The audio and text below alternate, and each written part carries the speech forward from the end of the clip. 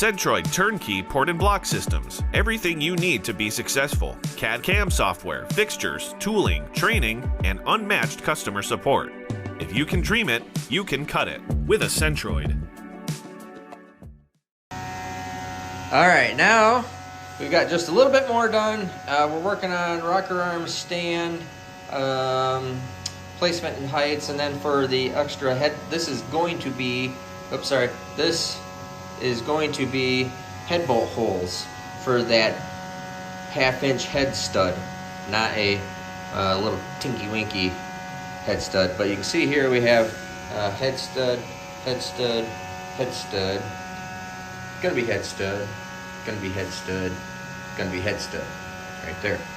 So just going through all the processes of what holes are gonna be, and guide placement, spring pocket placement, starting to get push rod holes in here, and just starting to get stuff laid out. So next step is starting to go further, and stuff will start getting even more exciting here in the next rounds. So keep you posted on the next videos. Alright, so last I showed you was just the top of the valve cover area up at the top where the spring pockets are and whatnot. And so we have our first roughed-in combustion chamber. Notice that it's just a roughed-in combustion chamber. There is literally no port in there. And so we are just roughing the port in there right now. And pretty cool. I'll back up a little bit and you can see everything is moving in 5-axis here. But one of the things that's really impressing me is that this is a 40 horsepower spindle, and how well it is cutting, and it's without any pre-cut hole. We're leaving it a little bit small. Obviously the roughing will leave an 1/8 inch of finish on it, but very cool. We'll come back after there's an intake port in there, and then when we put the exhaust port in there, and then we figure all that out, put the spark plug hole in there, make sure all that's right. So there's a bunch of stuff still going on here, but everything's looking really good. All right, just got done with the roughed-in port. Check it out. Check it out. Let me roll this over. There's our wee little port. Wee little port. Just the roughed-in version. That is looking pretty cool. So we are making progress. There's the first roughed-in, way super small intake port, obviously, but kind of look in there. Just roughed in. Nothing. All solid. So obviously, then after we get the ports in, get the spark plug in, get all this other stuff in, then we'll come back and start doing the all the water jacketing plates and everything that we're going to be doing. So super cool. I think it's really looking good. I mean, it's fast. This thing is so fast, and this machine is just wicked cool. Super happy with it. And I have had a lot of people that have asked me in particular. It's like, oh, why didn't you get something like another machine or something? And it's like, well, why? Because this one's already all set up. It's proven out, and it already has all these packages for the block, for regular block work. We put a block up here, and like I said earlier, this thing we changed this fixture plate, put a block in here, and this thing is boring a block in 10 freaking minutes. So, and that stuff's already all pre-programmed, so you don't have to reinvent the wheel doing a bunch of stuff on it. So there's a lot of reasons, but man, I tell you, I'm just pumped up that this port, I mean, this is just fast. So we'll be plugging away on this thing. Super happy to see this exactly where it's at. So I'll keep on with next videos showing you more. All right, now Brock just loaded up a little more. It's not the finished program, right? Yeah, not a finished program, but more a finer roughing program. To get it away from just being, that roughed-in port. But you can see here how this all moves. It's really quite interesting. So it's just working its way down the port. Does it do a live screen right through here? Oh, you know, like a 3D, does it? Okay. But you know, like when it digitizes, you know, it leaves. It's in there somewhere. I'll remember where it's at. Oh, all right. So you can see right here, I mean, it's just pretty neat. So working on this intake port, I'll show you this after it gets done with the second stage of roughing, I guess we'll call it. And then, close enough. But we're just keep on sneaking up and just proving everything out as we go here. And so this will finish up an intake port, then it comes around. Does it come in from the valve side then? Yep. So then it comes around from the combustion chamber side next after it gets down far enough that it can't cut anymore down in there. It flips it up and then starts cutting right from the intake valve head side. And we'll show you that as soon as it's going.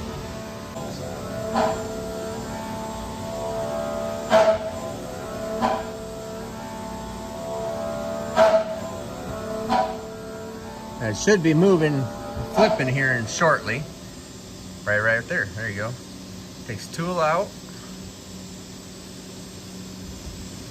Up, out of the way. Rolls it over, hopefully without crashing. Which looks like it is.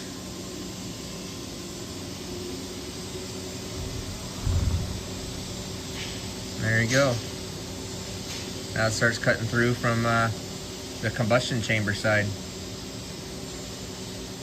Alright, so since it's still doing it from the valve side, just kind of show you how quick this thing has been. Hold on a second, I think, is this the total runtime of this program? Of that entire, so going through this intake port, it's still roughed in, so it's not, you know, from blank, but that whole thing where it's gone from the intake flange all the way down and then from the valve head all the way down, you know, I mean, you got 13 minutes now. It looks like it's gonna be a 14-minute program right there, which is really nice. You can see how far this all rolls over and moves. So very nice here. We'll wait it out until it's done. We'll just show it to you as soon as it's done here. Don't want to bore you to death with it running, but if you're like me, you kind of like to look at it moving.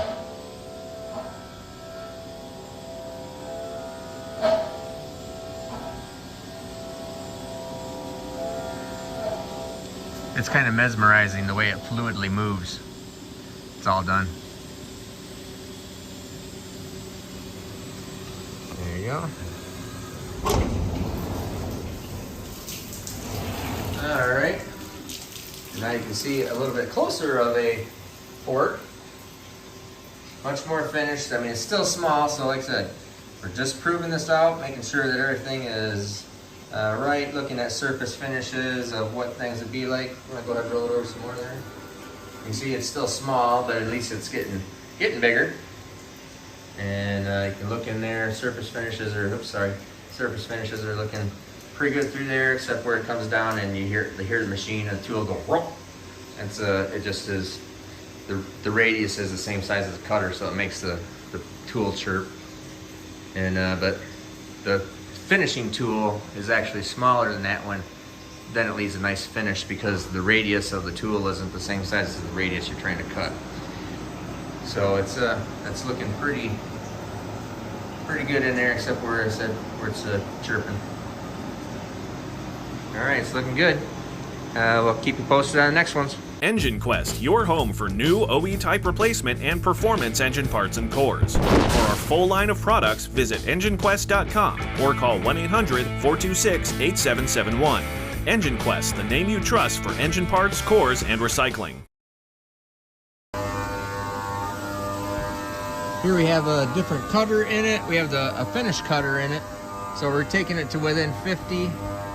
Then gonna put guide holes in it and start working through that all before we do the final sizing of it. But you kind of see how the thing's moving around. It's pretty cool. I'll get back here so you can see that.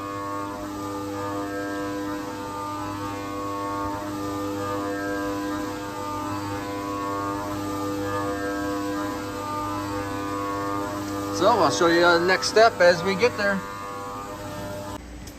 All right, so now here we have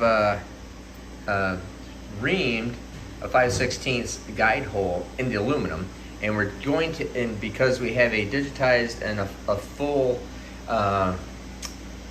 digitized valve seat, we're actually going to cut just in aluminum so we can mock everything all up. We're going to have a aluminum valve seat, like with all the angles on it and everything, that the machine's going to cut, and then be able to mock up and assemble everything in here and be able to get seat heights, guide heights, combustion chamber, spring heights, everything that's up in the top side to make sure that everything's lining up right, everything is correct. So like I said, there's a bunch involved in the first, but we're really getting there, so it's pretty cool. I will show you, I'm gonna go back, I'll have Brock show you this thing reaming a hole, because it is pretty cool, although this isn't candid.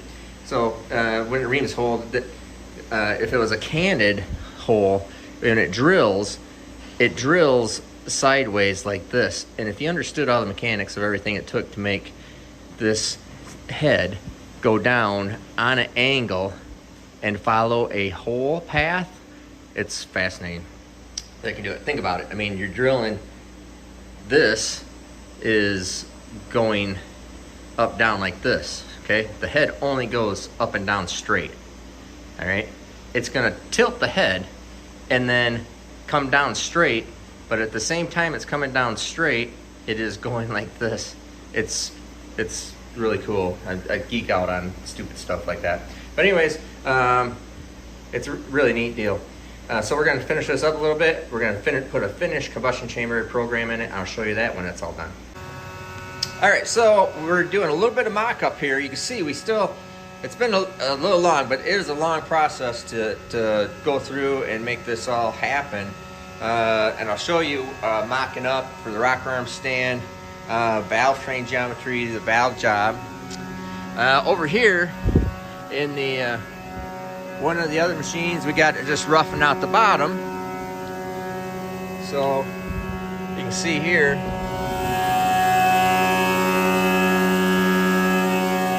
this is roughing out.